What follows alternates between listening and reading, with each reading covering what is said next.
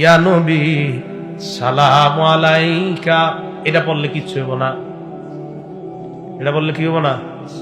আর কত জিলাপি সিন্নি খাওয়াবেন এরকম, হুজুর দাওয়াত দিয়া বাপের নামে মিলাদ পড়ান, কিচ্ছু হবো না। এটা বললে কিচ্ছু হবো না, আপনার আব্বার কবরে উল্টা মায়ের মুর আরো বাড়ে কিনা আমি টেনশনে আছি।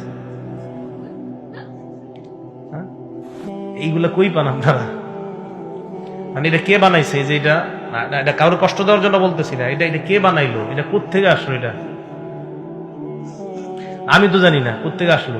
তো যেহেতু আমরা জানি না, এটা মানাই দরকার নেই। আমরা জানি কোনটা, আল্লাহুম্মা সাল্লি আলা মুহাম্মাদ ওয়া আলা আলি মুহাম্মাদ কামা সাল্লাইতা আলা ইব্রাহিম ওয়া আলা আলি ইব্রাহিম ইন্নাকা হামিদুম মাজিদ। সবাই পারেন কিনা? এটা কে কারে শিখাইছে একটু বলি, এরপরে গুরুত্ব দিবেন। দুনিয়ার আখেরাতের শ্রেষ্ঠ মানুষ, দুনিয়া আখেরাতের শ্রেষ্ঠ মানুষ, দুনিয়ার শ্রেষ্ঠ উম্মত, দুনিয়া আখেরাতের শ্রেষ্ঠ মানুষ আমাদের নবী, দুনিয়া আখেরাতের শ্রেষ্ঠ উম্মত আবু বকর সিদ্দিক।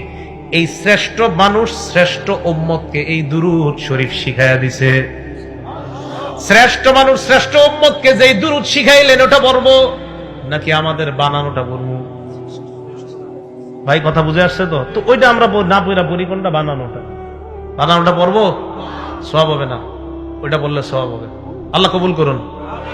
এই হলো 12টা মর্যাদা বললাম, আগের 10টা 22টা, এখন 7টা কথা মন দিয়ে শুনেন। সর্বশেষ 7টা কথা।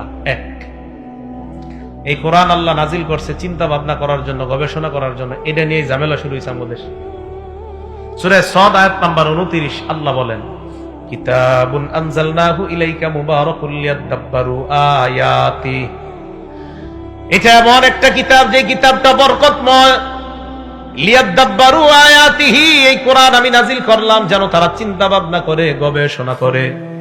তো প্রশ্ন করতে পারেন, মাদ্রাসার মধ্যে কোরআন নিয়ে গবেষণা হয় কিনা? ছাত্ররা যেন কোরআন গবেষণা করতে পারে, এই জন্য আরবি ভাষার উপর তাদেরকে 4 বছর শুধু আরবি ভাষার উপর পাণ্ডিত্য করা হয়।